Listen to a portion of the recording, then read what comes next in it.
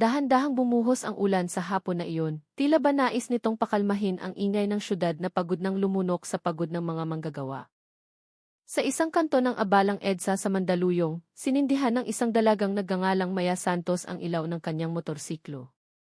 Ang puting helmet niya, na may maliit na guhit ng salitang T-laban, ay bahagyang nabasa ng ambon. Kalalabas niya lang mula sa kanyang opisina, isang maliit na start-up company sa larangan ng interior design, kung saan siya nagtatrabaho bilang isang administrative staff. Mag-aalas 6 na ng gabi. Siksikan ng trapiko, nagsasagutan ang mga busina, at sa ilalim ng sinag ng mga ilaw poste na sumasalamin sa basang aspalto, ang mukha ni Maya ay bakas ang pagod ngunit nagpapakita pa rin ng isang kakaibang kapanatagan. Ang katangian ng isang babaeng sanay na sa pagsasarili. Simula nang makapagtapos siya ng kolehiyo, 2 taon na ang nakalipas, tumanggi siyang umasa sa kanyang mga magulang. Ang kanyang ama ay isang retiradong guro sa Batangas, at ang kanyang ina naman ay isang mananahi sa kanilang bahay. Hindi kalakihan ang sahod ni Maya, ngunit sapat na ito para sa upa sa kanyang boarding house, sa buwan ng hulog ng motor, at para makapagpadala ng kaunting tulong sa probinsya. Kilala siya sa kanilang lugar bilang isang babaeng simple, ngunit may prinsipyo. Hindi siya marunong man lamang at ayaw niya sa mga palusot. Ngunit sa hapong iyon, ang mismong prinsipyong iyon ang magdadala sa kanya sa isang unos na hindi niya kailanman inasahan. Nagsimula ang lahat sa isang ilaw trapiko na hindi niya naabutan.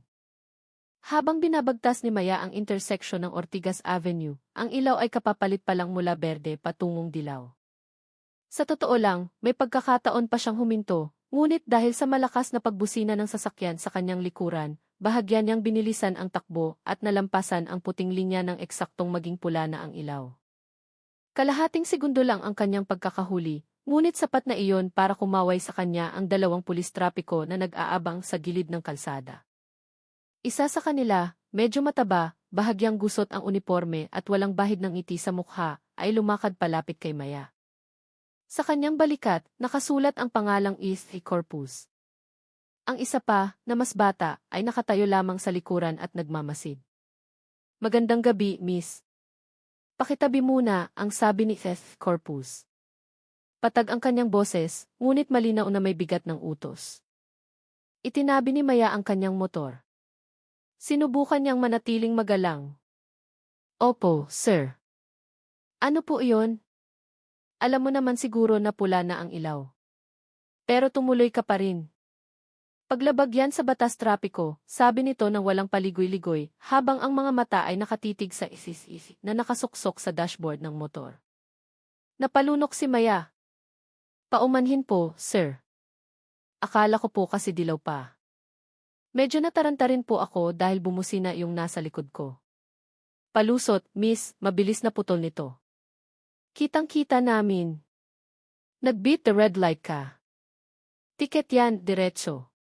Huminga ng malalim si Maya. "Kung nagkamali po talaga ako, handa po akong matiketan." Sumulyap si Corpus sa kanyang kasama, pagkatapos ay muling tumingin kay Maya. Sa pagkakataong ito, may kasama ng bahagyang ngisi ang kanyang mukha. "Sigurado ka bang gusto mong matiketan? Matagal ang proseso niyan. Pupunta ka pa sa korte, didinggin, magbabayad ng opisyal na multa. Sayang ang oras at pagod mo. Nandito lang kami para tulungan kang mapabilis ang lahat. May areglo kung gugustuhin mo." "Areglo?" Tahimik sandali si Maya. Hindi bago sa kanya ang salitang iyon. Madalas niya itong marinig sa mga kaibigan sa boarding house o sa mga kwento ng mga driver ng motorsiklo. Pero kailanman ay hindi pa siya direktang nasangkot dito. "Paano po yung areglo, sir?" maingat niyang tanong. "Gaya ng dati, miss. Kung gusto mong mapadali, magbigay ka na lang ng pang-administratibong bayad. 5,000 piso, sapat na. Itatala na lang namin sa internal report. Tapos ang usapan. Hindi mo na kailangang maabala sa korte." Nagulat si Maya. 5,000 piso para sa isang traffic violation. Itinaas ni Corpus ang kanyang kilay. "Ganyan ang patakaran, miss. Tumaas na ang mga multa ngayon. Pero kung gusto mo ng madalian, magbigay ka na lang. Makakaalis na ang motor mo. Bahagyang lumakas ang buhos ng ulan. Sa kanilang paligid, ilang motorista rin na pinahinto ang nakayukong nag-aabot ng kung ano sa isa pang pulis. Sa isang sulyap, nakita ni Maya ang isang maliit na sobre na lumipat ng kamay. Alam na alam niya kung ano ang laman yon. Ngunit ang 5,000 piso ay higit pa sa kalahati ng kanyang buwanang sahod. Tinitigan ni Maya ang mukha ni si Corpus. Pasensya na po, sir, pero wala po akong ganyang kalaking pera. At sa tingin ko po, mas mabuti kung opisyal na lang akong titiketan. Magalang pa rin ang kanyang tono, ngunit may diin. Sinubukan niyang pakalmahin ang sarili, umaasang maiintindihan siya ng pulis. Subalit, nanlamig ang ekspresyon ni Seth Corpus. Nanliit ang kanyang mga mata at lumapit ito. Miss, ang taas naman ng tingin mo sa sarili mo. Ang yabang mo naman. Ang mga babaeng tulad mo, karaniwang gusto ng mabilis na ayos. Bakit ka nagiging idealista? Gusto ko lang pong sumunod sa tamang proseso, sir, mahinang sagot ni Maya. Kung ganon, sumama ka sa outpost, matigas na sabi nito. Ibinaba ni Maya ang stand ng kanyang motor. Pinatay niya ang makina at sumunod kay Seth si Corpus, patungo sa maliit na police outpost sa gilid ng kalsada. Sumunod din ang kasama nito mula sa likuran. Sa loob ng outpost, may isang lumang mesang gawa sa kahoy, isang dekuryenteng bentilador na hirap ng umikot, at isang pitsel ng tubig na halos wala ng laman. Sa dingding, nakasabit ang medyo kupas ng larawan ng Ace Chief. Buong pangalan, tanong ni Seth Corpus habang binubuklat ang isang violation ticket book. Maya Santos po, sir. Address? Barangay Addition Hills po. Sa isang boarding house sa likod ng Rahayu Minimart. Saan ka nagtatrabaho? Sa isang interior design company po sa Ortigas Center. Mabagal na nagsulat si Corpus, pagkatapos ay muling tinitigan si Maya. Alam mo ba, Miss Maya? Maraming tao ang gustong mapadali ang buhay. Pero ikaw, parang nagmamalinis ka. Pinigil ni Maya ang kanyang hininga. Gusto ko lang pong sumunod sa patakaran, sir. Alam mo ba, tumaas ang boses ni Seth Corpus. Ang mga taong tulad mo ang nagpapahirap sa amin. Nagmamalinis.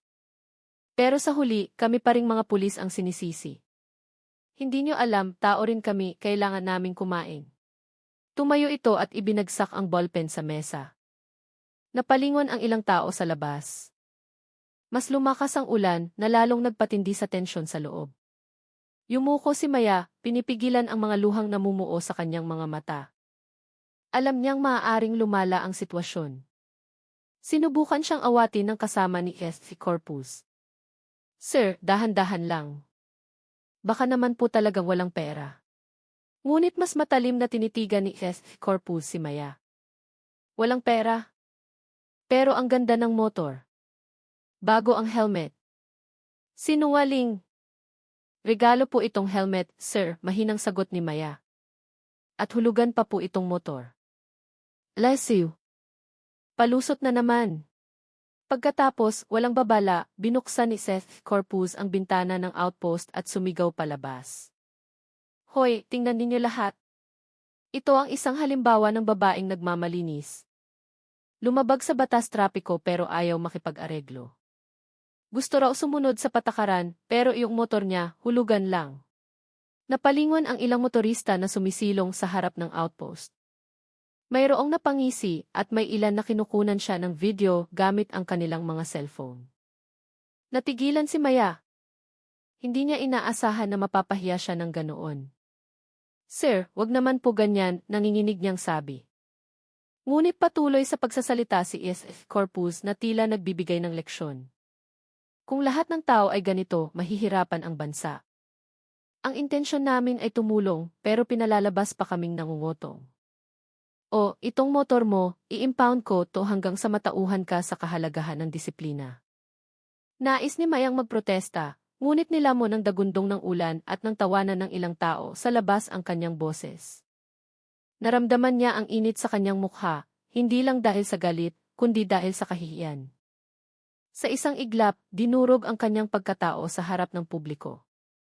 Hindi lang siya itinuring na lumabag sa batas, kundi ipinahiya bilang isang halimbawa ng ipakitang tao.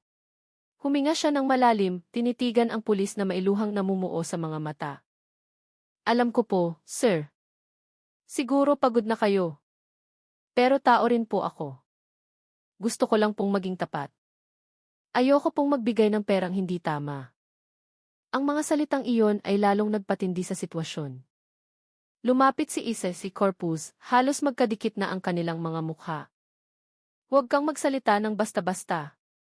Perang hindi tama? Sa tingin mo, korap kami? Ha? Hindi po iyan ang sinabi ko, sir, mabilis na sabi ni Maya. Ngunit halata na sa kanyang boses ang takot. Ang mga taong nasa labas ng outpost ay nanahimik. Ang ilang motorista ay nagsimulang magbulungan. May ilan na naawa sa nangyayari, ngunit walang nangahas na lumapit. Alam nilang mapanganib kalabanin ang pulis. Isang alay na nagtitinda ng palamig sa malapit ang umiling na lang. Kawawa naman yung bata, bulong niya. Kung hindi lang umuulan, baka nakatakas na iyan. Patuloy pa rin sa pagsasalita ng malakas si Corpus. Alam mo ba, miss? Pwede kitang ikulong ngayong gabi. Pwede kitang kasuhan ng ibang bagay para magtanda ka. Pero mabait pa ako, kaya binibigyan kita ng pagpipilian. Anong pagpipilian, sir? Magbayad ka ng 5,000 ngayon. Ibabalik ko ang motor mo, tapos na ang usapan. O sasama ka sa istasyon, aasikasuhin mo ang kaso sa korte, at mapapagod ka. Kapag na-late ka sa trabaho bukas, sino ang sisisihin mo? Ang kanyang mga salita ay parang isang patibong. At alam ni Maya, kapag tumanggi siya, maaari siyang mawala ng higit pa sa kanyang motor. Maaari niyang mawala ang kanyang kapanatagan at dignidad. Ngunit kung susuko siya, nangangahulugan itong kinukonsinti niya ang pang-aabuso. Lalong lumakas ang ulan. May mga tumutulong tubig mula sa bubong ng outpost, nababasa ang dulo ng mga papel sa mesa. Tinitigan ni Maya ang 300 piso sa kanyang pitaka. Hindi man lang umabot sa 500. Hindi ko po kaya, sir, sa wakas ay sabi niya. Handa po akong matiketan, pero hindi ko po kayang magbigay ng ganyang halaga. Huminga ng malalim si Corpus. Sige, malamig na sabi nito. Kung ganon, lalaruin natin to ayon sa patakaran. Kinuha niya ang ECCE at lisensya ni Maya at ibinulsa. Pumunta ka sa istasyon bukas. Pero huwag kang umasa na magiging madali. Sisiguraduhin kong mararanasan mo kung gaano kakomplikado to. Tanging pagyuko lang ang nagawa ni Maya. Gusto na niyang umalis sa lugar na iyon. Ngunit bago pa siya makalabas, nagsalita muli si Corpus. Nga pala, miss, sabi nito na may mapanuyang ngiti. Para malaman mo, kung susubukan mong isumbong ako o gumawa ng ingay, maghanda ka. Maliit lang ang mundo. Hindi makapaniwalang tinitigan siya ni Maya. Gusto niyang magalit, sumigaw, pero nanginginig ang kanyang buong katawan. Pinili niyang manahimik, yumuko, at lumabas ng outpost na mabigat ang mga paa. Ang kanyang minamahal na motor ay naiwan sa loob. Naglakad siya sa ilalim ng ulan na walang payong, hinayaang mabasa ang kanyang damit. Ang mga tao sa paligid ay nakatingin lang, walang nagsasalita. Pakiramdam niya, napakatahimik at napakadaya ng mundo. Sa gitna ng tunog ng ulan at dagundong ng kulog, naibulong na lang ni Maya sa sarili, kung mananahimik ako, talo ako. Pero kung lalaban ako, baka wasakin nila ako. Wala na bang ibang paraan? At doon palang nagsisimula ang kwento. Isang maikling engkwentro sa isang aroganting alagad ng batas ang magsisindi ng isang maliit na baga sa buhay ng isang ordinaryong dalaga. Isang baga na sa huli ay susunog sa katahimikan at magbubukas sa mga mata ng marami tungkol sa tunay na kahulugan ng tapang at katapatan. Tumilan na ang ulan nang sa wakas ay makarating si Maya sa kanyang boarding house. Basang-basa ang kanyang damit, nakadikit ang buhok sa kanyang mukha, at nanginginig ang kaliwang kamay na hawak ang helmet. Sa buong daan, tinanggihan niya ang alok ng mga tricycle o ride-hailing services. Hindi dahil sa nagtitipid siya, kundi dahil blanko pa rin ang kanyang isipan. Umupo siya sa gilid ng kama, tinitigan ang puting dingding ng kwarto na medyo mamasa-masa, saka ipinikit ang mga mata. Ang imahe ni Corpus at ang malakas nitong boses ay umalinggaw pa rin sa kanyang tainga. Kung susubukan mong isumbong ako, maliit lang ang mundo. Ang banta na iyon ay nagpabilis sa tibok ng kanyang puso, higit pa noong pinahinto siya sa kalsada. Alam na alam ni Maya na ang isang tulad niya, isang ordinaryong dalaga na walang koneksyon o kapangyarihan, ay madaling-madaling durugin ng isang maruming sistema. Ngunit sa kabilang banda, alam din niyang ang pananahimik ay pagsuko. At hindi iyon ang kanyang ugali. Tiningnan ni Maya ang kanyang telepono. May mensahe mula sa kanyang ina sa Batangas. Anak, ingat ka sa pag-uwi galing trabaho. Narinig ko sa balita, maraming checkpoint ang mga pulis. Kinagat ni Maya ang kanyang labi. Muntik na siyang mag-reply, ngunit pinili na lang niyang burahin ang kanyang tinipa. Ayaw niyang mag-alala ang kanyang ina. Humiga siya, ngunit hindi makatulog. Sa kanyang isipan, dalawang boses ang nagtatalo. Sabi ng isa, hayaan mo na. Kalimutan mo na. Kunin mo ang motor mo bukas, bayaran mo ang multa. Tapos, bumulong naman ang isa, kung mananahimik ka, patuloy silang gagawa ng ganyan sa ibang tao. Sa huli, bago magmadaling araw, nakapagdesisyon si Maya. Hahanap siya ng paraan para lumaban, hindi sa pamamagitan ng dahas, kundi sa pamamagitan ng katotohanan. Kinabukasan, maagang pumasok sa opisina si Maya. Sumakay siya ng bus, dala ang isang maliit na bag na naglalaman ng mga dokumento at ng violation ticket mula kay Festy Corpus. Nagtatakang tiningnan siya ng kanyang mga kasamahan dahil karaniwan ay sakto lang siya sa oras, hindi ganito kaaga. Uy, May, bakit parang ang putla mo? Tanong ni Isabel, o Isa, ang katabi niyang kaopisina. Nag-alinlangan sandali si Maya, ngunit sa huli ay ikinuwento niya ang lahat. Mula sa sandaling pinahinto siya hanggang sa ipahiya siya sa harap ng publiko. Nakikinig si Isa na may pabago-bagong ekspresyon, gulat, galit at pag-aalala. Grabe, May. 5,000, sobra naman yon, bulalas ni Isa. Nga, mahinang sagot ni Maya. Hindi pa rin ako makapaniwala. Dapat i-report mo yan sa VIC o sa media. Marami nang tumutulong sa mga ganyang kaso ngayon. Umiling si Maya. Natatakot ako, Isa. Pinagbantaan niya ako. Sabi niya, maliit lang ang mundo. Seryosong tiningnan siya ni Isa. Kaya nga dapat kang mag-report. Kung hindi, lalo silang lalakas ang loob. Hindi ka nag-iisa, May. Tutulungan kita. Nang hapong iyon, tinulungan ni Isa si Maya na isulat ang kronolohiya ng pangyayari sa laptop ng opisina. Inalala nila ang bawat detalye, oras, lugar, pangalan ng pulis, pati na ang itsura ng outpost na ginamit. Naghanap din si Isa sa social media. Lumabas na ilang araw bago ang insidente, may isang anonymous post tungkol sa isang aroganteng pulis sa Ortigas na may kaparehong deskripsyon. Sigurado akong sila iyan, sabi ni Isa. Tingnan mo, pareho ang outpost. Tinitigan ni Maya ang screen. May isang maikling video na kuha mula sa malayo. 2 pulis ang nagpapahinto sa isang motorista at tila nakikipagtalo. Bagamat hindi gaanong malinaw ang mukha, ang tindig at kilos ng isa sa mga pulis ay kamukhang-kamukha ni Festy Corpus.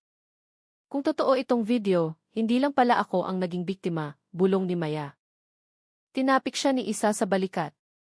Tara, ay report na natin sa V. Sasamahan kita. Nang gabing iyon, nagpunta sina Maya at Isa sa opisina ng Internal Affairs Service sa Camp Crame. Dala nila ang kopya ng ticket, ang nakasulat na kronolohiya, at screenshot ng video mula sa social media. Sa front desk, magalang silang tinanggap ng isang opisyal, bagamat may bahid ng pagtataka nang makita ang 2 dalagang dumating ng gabi. Ano po ang maipaglilingkod namin, Miss? Tanong ng opisyal. Gusto ko po sanang mag-report tungkol sa posibleng pang-aabuso sa kapangyarihan ng isang miyembro ng pulisya, matatag na sabi ni Maya. Tinitigan siya sandali ng opisyal sa katumango. Sige po, paki-fill up muna nitong form. Tutulungan namin kayo sa proseso. Sa unang pagkakataon mula nang mangyari ang insidente, nakaramdam ng ginhawa si Maya. Mayroon siyang mapagsasabihan, may paraan para hanapin ang katotohanan. Ngunit ang pag-asang iyon ay hindi nagtagal. Habang isinasagawa ang panayam, isang senior na opisyal ang pumasok at binasa ang kanyang report. Tinitigan niya ang pangalan ni Festy Corpus sa form, saka nagsalita, itong si Corpus. Matagal na to sa field. Marami na ring reklamo dyan pero hindi napapatunayan. Mag-ingat ka na lang, miss. Minsan, yung nagrereklamo pa ang napapasama.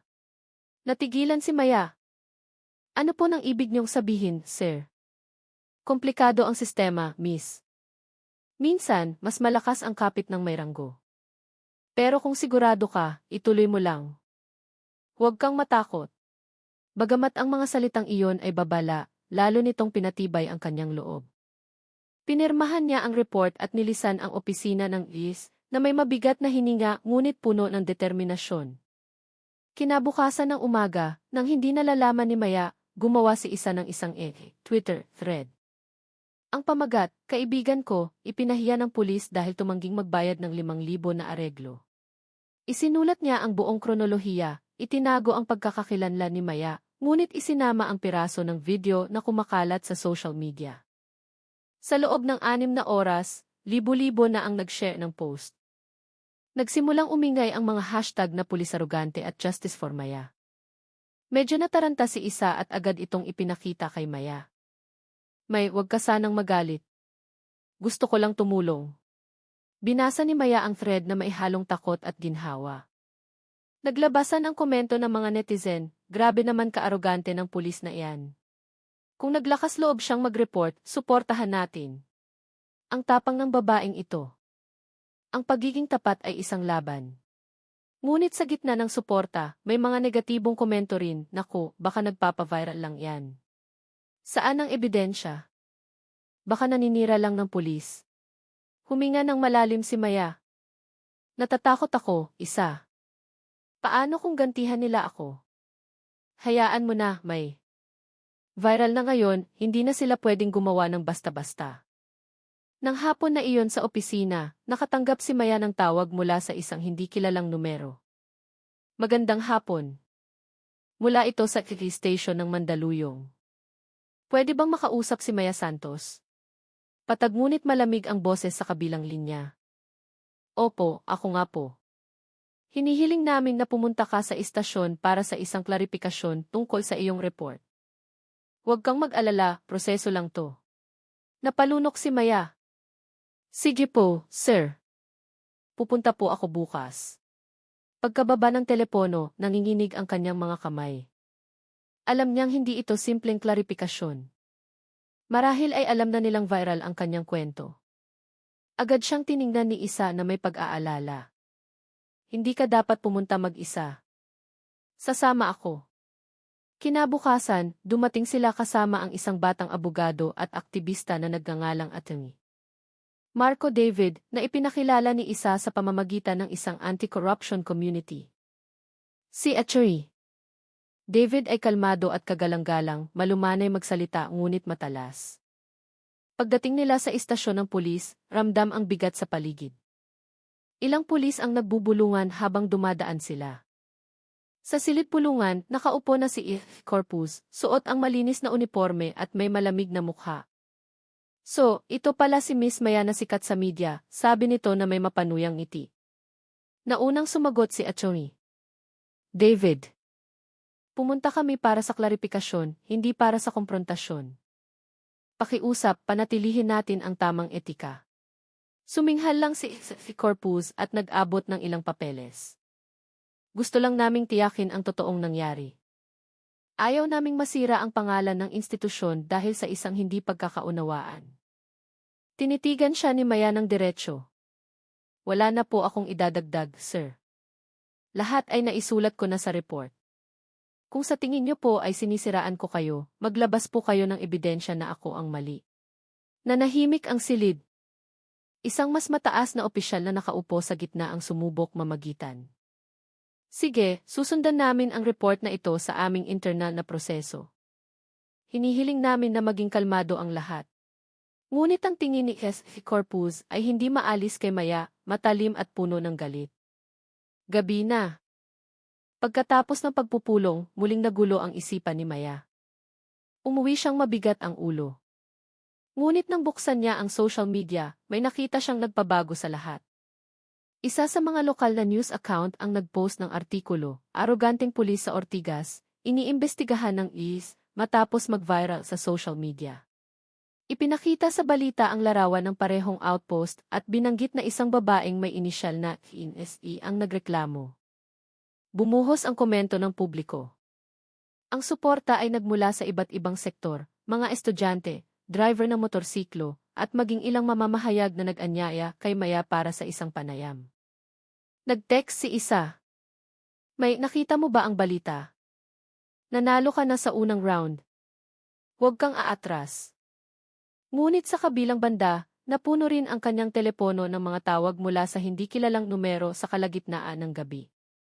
May mga mensaheng pananakot na pumasok sa kanyang offices mula sa mga anonymous accounts. Mag-ingat ka sa daan. Lumalaban sa pulis. Humanda ka sa kahihinatnan. Tinitigan ni Maya ang screen ng telepono na nanginginig ang mga kamay. Gusto niyang patayin ang lahat, pero may bumulong sa kanyang kalooban. Kung hihinto ako ngayon, masasayang lang ang lahat.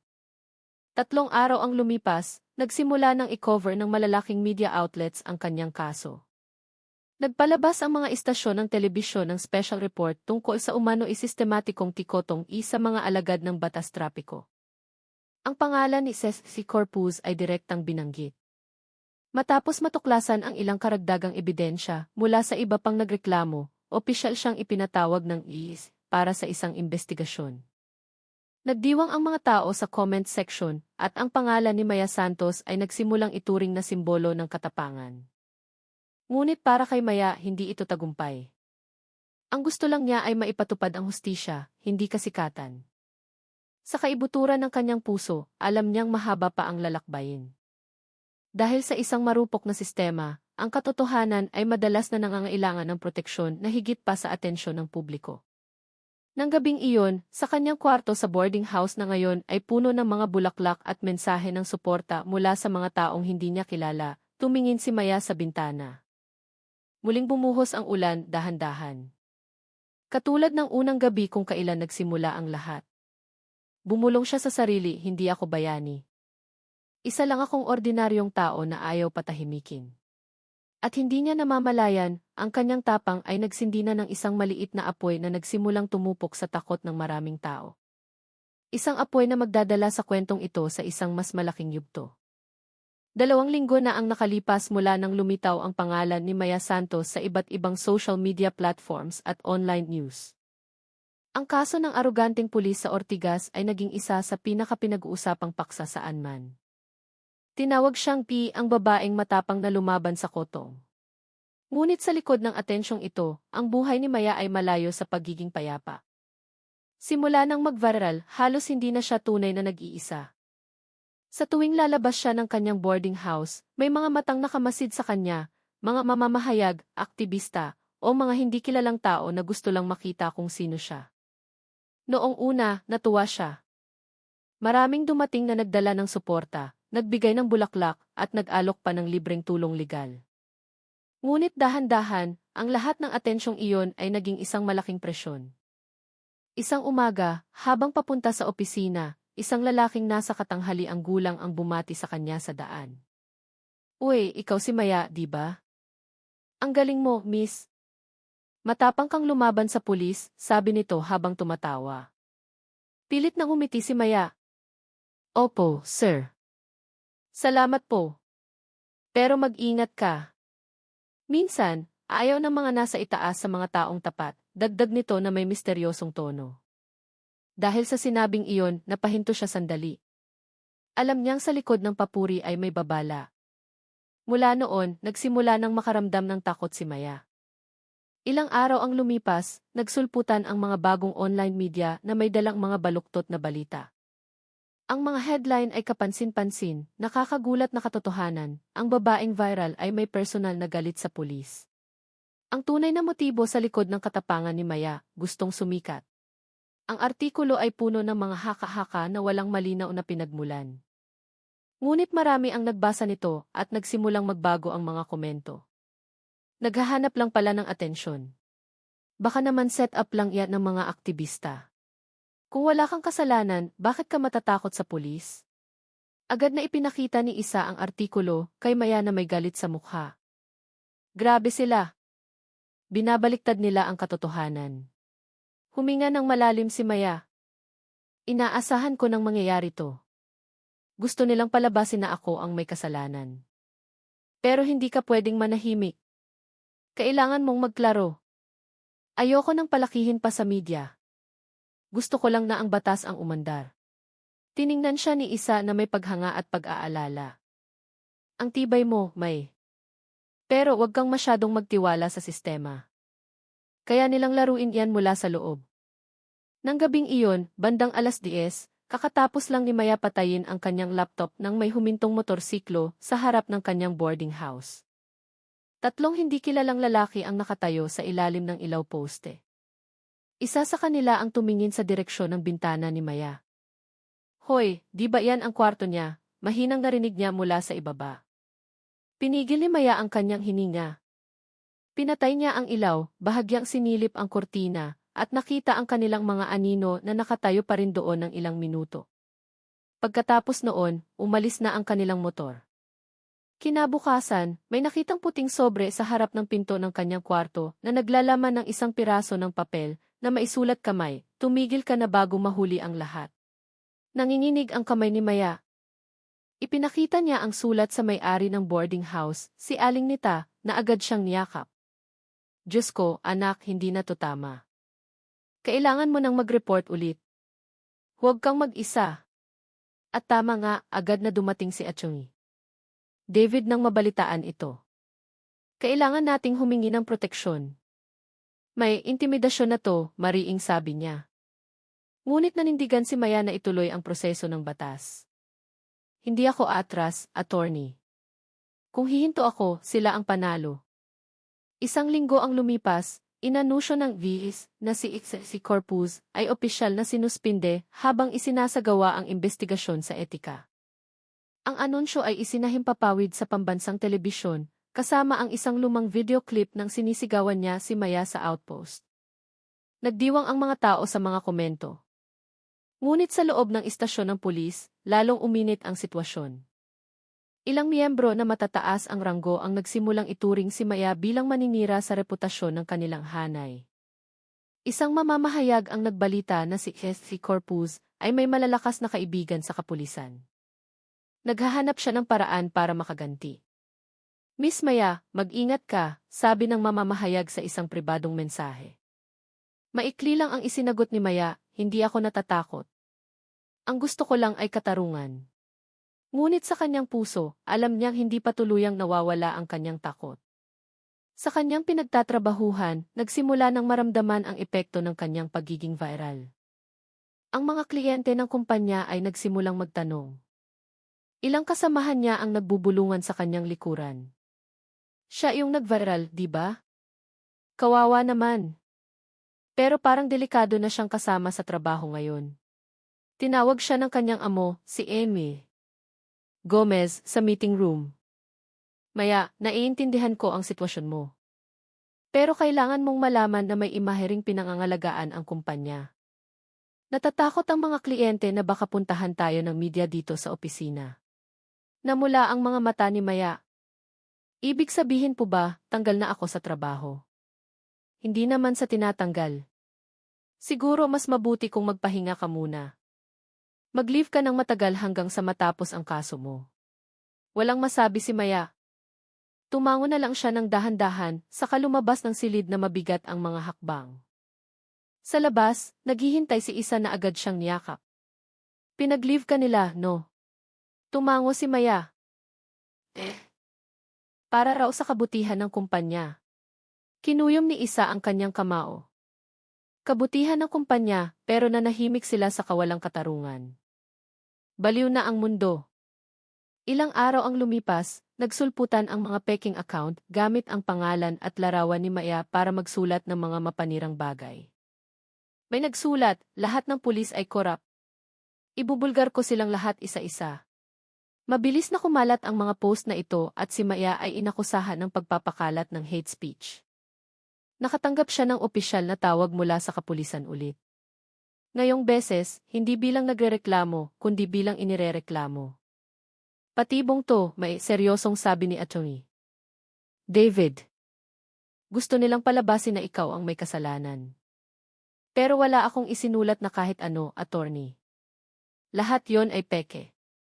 Mapapatunayan natin yan. Pero kailangan ng oras. Samantala, kailangan mong ihanda ang iyong sarili. Muling iingay ang media. At tama nga, kinabukasan ay may mga bagong headline na lumabas, Maya Santos, kinasuhan dahil sa hate speech laban sa pulisya. Ang lahat ng dating sumusuporta ay nagsimula ng mag-alinlangan. Ilang influencer na dating nagtatanggol sa kanya ay nanahimik na. Kakaunti na lang ang nanatiling nasa kanyang tabi, si Atty. David, at ilang netizen na naniniwala sa katotohanan. Nang gabing iyon, nakaupo si Maya sa maliit na balkonahe ng kanyang boarding house, tinitigan ang kulay abong langit ng Maynila. Muling umambon. Katulad ng gabing nagsimula ang lahat. Tinitigan niya ang kanyang telepono na walang tigil sa pag-vibrate, mga notifikasyon, mensahe ng pananakot, tawag mula sa hindi kilalang numero. Ngunit may isang mensahe mula kay isa na nagpatulo ng kanyang luha, huwag kang matakot, May. Binuksan mo ang daan para sa maraming taong matagal nang nanahimik. Gusto ka lang nilang patigilin ngayon, pero alam kong hindi ka titigil. Niyakap ni Maya ang kanyang mga tuhod, tahimik na umiiyak. Pagod na siya, ngunit sa gitna ng kanyang pag-iyak, may sumibol na kakaibang lakas, tulad ng isang baga na hindi namamatay. 3 araw ang lumipas, isang bigla ang kilusan ang nabuo sa social media. Ang mga mamamayan at mga komunidad ng aktivista ay gumawa ng bagong hashtag, Kami si Maya. Daan-daang tao ang nagsulat ng kanilang sariling mga kwento, tiniketan ng walang dahilan, hiningan ng areglo, ipinahiya. May mga driver ng motorsiklo, mga empleyado, at maging mga ina. Bumaha ang mga kwentong ito sa social media, na naging dahilan upang ang issue ay hindi na lamang tungkol kay Maya, kundi tungkol sa isang sistema, tungkol sa mga mamamayang pagod ng manahimik. Isang mamamahayag sa telebisyon ang dumating para sa isang live interview. Maya, nagsisisi ka ba na lumaban ka? Tinitigan ni Maya ang kamera na may mga matang hindi na namamaga, kundi puno ng determinasyon. Hindi po ako nagsisisi. Marahil marami akong nawala, pero alam ko na kung mananahimik ako, ang mga mali ay patuloy na mag-aakalang tama sila. At ayoko nang mangyari pa iyon sa iba. Simple ang kanyang mga salita, ngunit umalinggaw ito sa puso ng marami. Kinabukasan, nag-anunsyo ang National Headquarters ng isang malaking press conference. Opisyal na idineklara ng tagapagsalita na ang pulis na sangkot sa kaso ni Maya ay muling iniimbestigahan ng isang independent team. Inamin din nila na may mga indikasyon ng sistematikong pangungutong sa lapangan. Ngunit sa pagtatapos ng conference, idinagdag ng tagapagsalita, hinihimok namin ang publiko na huwag gawing pampulitika ang kasong ito o magpakalat ng hate speech laban sa aming institusyon. Nagdulot ito ng iba't ibang reaksyon. Sabi ng ilan, ito ay pag-ako ng responsibilidad, ngunit para sa iba, ito ay isang paraan upang pagtakpan ang problema. Para kay Maya, ang anunsyo ay hindi tagumpay, kundi isang senyales na ang laban ay lumipat na sa isang mas malaking entablado. Dumating si Atty. David sa boarding house ni Maya ng hapong iyon na may dalang balita. Pumayag ang ilis na magkaroon ng opisyal na pagpupulong kasama ang mga kinatawan ng iba pang biktima. Gusto nilang direktang marinig ang kanilang mga salaysay. Ibig sabihin, hindi lang ako, tanong ni Maya. Hindi. Ngayon, mayroon ng 12 tao na umaming tiniketan din ni Corpus at ng kanyang mga kasama. Natahimik si Maya. Sumikip ang kanyang dibdib, hindi dahil sa takot, kundi dahil sa pagkaantig. Hindi pala ako nag-iisa, mahina niyang sabi. Mula pa noong una, hindi ka nag-iisa, sagot ni Atty. David na may ngiti. Kailangan lang ng isang taong matapang para sindihan ang apoy. Tumingin si Maya sa labas ng bintana, pinanood ang langit na nagiging kulay kahel. Sa ibaba, siksikan pa rin ang trapiko, abala pa rin ang mga tao, ngunit may kakaiba sa hangin. Tila ba natututo na ang syudad sa kahulugan ng katapangan? Nang gabing iyon, muling umulan. Nakatayo si Maya sa harap ng kanyang boarding house, hinahayaang tumama ang mga patak ng tubig sa kanyang mukha. Naalala niya ang lahat ng nangyari, ang kahihiyan, ang mga banta, ang paninira, ang pagkawala ng trabaho, lahat-lahat. Ngunit sa pagkakataong ito, hindi siya nakaramdam ng panghihina. Dahil alam niyang ang bawat luha at takot niya ay naging isang bagay na mas malaki, ang tiwala ng ibang tao na posible pa ring manalo ang katotohanan. Tumingin siya sa langit at bumulong, isa lang akong ordinaryong babae. Ngunit marahil, kahit ang maliit na katapangan ng isang ordinaryong babae ay kayang yumanig sa isang bagay na malaki. At sa malayo, sa gitna ng tunog ng ulan at trapiko sa gabi, tila sumagot ang Maynila ng isang mahinang dagundong. Isang senyales na hindi pa tapos ang laban. Maulap ang langit ng Maynila kinaumagahan. Mababa ang mga ulap, tila ba alam nitong magiging isang mahalagang araw ito, hindi lamang para kay Maya Santos, kundi para sa maraming taong matagal nang nanahimik. Matapos ang ilang buwang mahabang proseso, ang reklamo ni Maya ay sa wakas ay umabot na sa huling yugto, ang sidang etika sa Vic. Si Ese Corpus, ang pulis na dating sumigaw at nagpahiya sa kanya sa harap ng publiko, ay nakaupo na ngayon sa silya ng inirereklamo. At si Maya, ang dalagang dating nanginginig sa maliit na outpost, ay nakaupo ng tuwid sa silid ng internal na paglilitis, suot ang puting damit at may kalmadong mukha. Hindi kalakihan ang silid. May isang mahabang mesa sa gitna. Ilang matataas na opisyal ang nakaupo bilang lupo ng etika. Sa isang panig, naroon si Maya kasama si Atty. David at dalawa pang biktima bilang saksi. Sa kabilang panig, si Corpus ay kasama ang kanyang abogado. Binuksan ng pinuno ng lupon ang pagdinig na may patag ngunit mariing boses. Ngayong araw, pakikinggan natin ang mga testimonya, kaugnay ng di umano ay paglabag sa etika ng aktibong miyembro ng kapulisan, si Corpus. Ang unang magsasalita, binibining Maya Santos. Lahat ng mata ay nakatuon sa kanya. Tumayo si Maya. Huminga siya ng malalim. Nakita niya ang mukha ni Corpus, malamig pa rin, ngunit ngayon ay wala na ang dating kayabangan. Ang pangalan ko po ay Maya Santos, simula niya. Pumunta po ako rito hindi para maghiganti. Gusto ko lang pong maipatupad ang katarungan. Dahil noong araw na iyon, hindi ako tinrato bilang isang mamamayang pinoprotektahan ng batas, kundi bilang isang taong maaaring insultuhin at pagbantaan dahil lang sa tumanggi akong magbayad ng areglo. Pagkatapos ay ikinuwento niya ang lahat ng sunod-sunod, mula sa simula ng pangyayari, ang mga banta, hanggang sa pananakot matapos siyang magreklamo. Bawat salita ay binigkas niya ng mahinahon, walang mataas na tono. Ngunit tahimik ang silid, tila ba alam ng lahat na bawat pangungusap niya ay may bigat ng katotohanan. Pagkatapos niyang umupo, dahan-dahang tumango ang pinuno ng lupon. Salamat, binibining Maya. Ang inirereklamo, mayroon ka bang tugon? Tumayo si Corpus. Ginagampanan ko lang po ang aking tungkulin. Kung nagkaroon man ng hindi pagkakaunawaan, hindi ko po intensyon na mang-insulto. Ngunit inaamin ko pong nagkamali ako sa aking mga nasabi noon. Totoo bang humingi ka ng 5,000 piso bilang areglo? Tanong ng pinuno.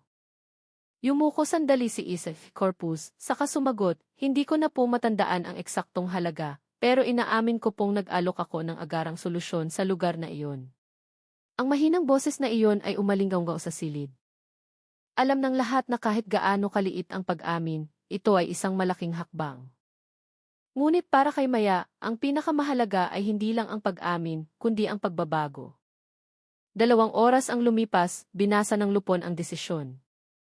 Batay sa resulta ng investigasyon, natagpuang may matibay na ebidensya na si Corpus ay lumabag sa Code of Ethics ng AFI sa pamamagitan ng pagsasagawa ng pangungutong, verbal intimidation, at hindi angkop na pag-ugali sa isang sibilyan. Dahil dito, ipinapataw ang parusang dismissal from service. Naging maingay ang silid. Si isa, na naroon sa likuran, ay agad na tinakpan ang kanyang bibig, pinipigilan ang pag-iyak sa tuwa. Samantala, si Corpus ay nakayuko lang, walang ekspresyon ang mukha. Para sa ilan, ito ay isang ordinaryong balita sa batas. Ngunit para kay Maya, ito ay higit pa sa tagumpay. Ito ay patunay na kahit ang boses ng isang maliit na tao ay kayang yumanig sa pader ng kapangyarihan. Ngunit hindi siya nagdiwang. Nakatitig lang siya sa kawalan ng ilang segundo, saka yumuko at bumulong, sa wakas. Tinapik siya ni Atty. David sa balikat. Nagtagumpay ka, May. Pero tandaan mo, hindi ito ang katapusan. Simula pa lang ito ng pagbabago. Bagamat sa huli ay pumanig sa kanya ang katotohanan, hindi maliit ang halagang binayaran ni Maya. Nawalan siya ng trabaho, lumayo ang ilang kaibigan, at ang dating simpleng pakiramdam ng seguridad ay naging isang luho na ngayon. Ngunit sa paglipas ng panahon, mula sa mga sugat na iyon ay may sumibol na bago. Nagsimula siyang imbitahan ng media para magsalita sa mga seminar tungkol sa anti-korupsyon. Hiningi ng mga komunidad ng estudyante at aktivista ang kanyang opinyon tungkol sa katapangan ng kababaihan sa pagharap sa kawalang katarungan. Hindi niya kailanman itinuring ang sarili bilang isang bayani. Sa tuwing haharap siya sa publiko, iisa lang ang kanyang sinasabi, hindi ako isang biktima na gustong maghiganti. Gusto ko lang na ang bansang ito ay magkaroon ng ligtas na espasyo para sa mga tapat na mamamayan. Dahil kung ang katapatan ay patuloy na ituturing na katangahan, masasanay tayong lahat na mamuhay sa takot. Ang mga salitang iyon ay laging tinutugunan ng mahabang palakpakan. Ngunit pagkatapos ng bawat okasyon, bumabalik si Maya sa kanyang simpleng buhay, nakatira pa rin sa parehong boarding house, sumasakay pa rin ng bus, at tinititigan pa rin ang langit sa hapon habang inaalala ang gabing umuulan. Ang gabing kinuha ang kanyang dignidad, ngunit siya ring gabing nagsindi ng kanyang katapangan. Ilang buwan ang lumipas, habang pauwi mula sa isang campus event sa Quezon City, nakasalubong ni Maya ang isang hindi inaasahang tao sa bus stop. Isang lalaking simpleng manamit ang tumititig sa kanya mula sa malayo. Nang dumating ang bus, nilapitan siya ng lalaki. "Miss Maya," alanganin itong sabi. Lumingon si Maya, medyo nagulat. "Opo." "Sino po sila?" Yumuko ang lalaki. "Kasama po ako dati ni Corpus. Gusto ko lang pong magpasalamat." Natahimik si Maya, naguguluhan. "Mula noong mag-viral ang kaso ninyo at matanggal si Corpus, marami po sa aming mga kasamahan ang nagsimulang magbago, miss. Mas naging maingat kami, mas naging mulat na may karapatan din ang mga sibilyan. Hindi po lahat ng pulis ay masama. Pero minsan, kailangan namin ng isang tulad ninyo para paalalahanan kami." Matagal siyang tinitigan ni Maya. May kung anong uminit sa kanyang dibdib. Dahan-dahan siyang tumango at sumagot, "Alam ko rin po yan, sir. Hindi ko po kinamumuhian ang mga pulis. Ang kinamumuhian ko po ay ang kawalang katarungan." Ngumiti ang lalaki saka sumakay sa sumunod na bus. At sa hindi malamang dahilan, pagkatapos ng maikling pag-uusap na iyon, gumaan ang pakiramdam ni Maya.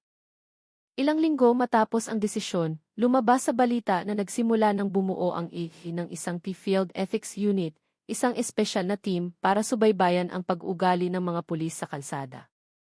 Ang programa ay inspirasyon daw mula sa kaso ni Maya. Iyon ang sabi ng media.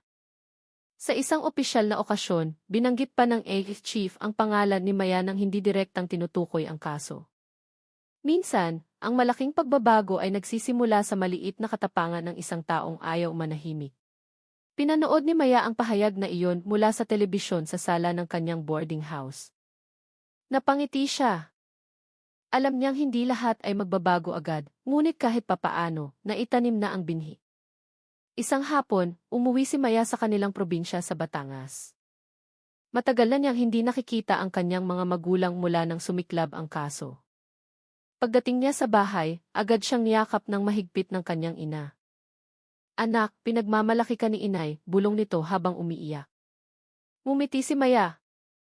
"Pasensya na po, nay. Itinago ko po muna sa inyo ang lahat noon. Ayoko po kasing mag-alala kayo."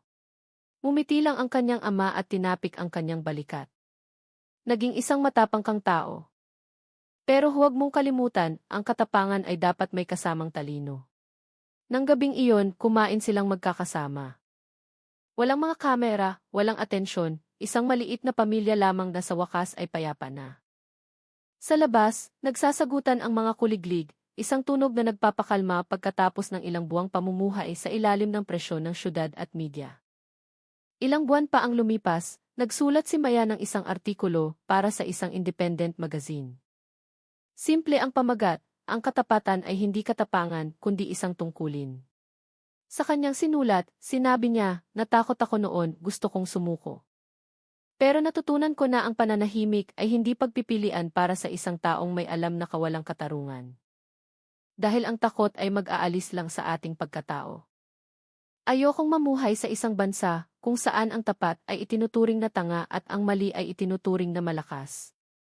Kung nalampasan ko ang lahat ng ito, hindi dahil sa magaling ako, kundi dahil alam kong ang katotohanan, gaano man kaliit, ay laging hahanap ng kanyang daan. Libo-libo ang nag-share ng artikulo at maraming mambabasa ang nagpadala ng pribadong mensahe sa kanya. May mga umaming naging inspirasyon siya para i-report ang pangungutong. May mga gusto lang sabihin, salamat dahil naglakas loob ka. Binasa ni Maya ang lahat, isa-isa. Pagkatapos ay isinara niya ang kanyang laptop, ngumiti at sinabi sa sarili, siguro, ito ang tunay na kahulugan ng tagumpay. Hindi ang talunin ang iba, kundi ang talunin ang sariling takot. Ilang buwan pa, muling umulan sa Maynila. Eksakto tulad ng gabing iyon. Nakatayo si Maya sa harap ng bintana, tinitigan ang mga ilaw poste na sumasalamin sa basang aspalto. Ngunit ngayon, hindi na siya nakakaramdam ng pag-iisa. Dahil sa bawat patak ng ulan, naroon ang kwento ng mga taong nagsimula ng maglakas loob magsalita. Naroon ang maliit na pagbabagong tinulungan niyang isilang. Ngumiti siya, kinuha ang kanyang jacket, at naghandang umalis. Sa kanyang likuran, nakasabit ang puting helmet na may maliit na sulat na medyo kupas na, laban.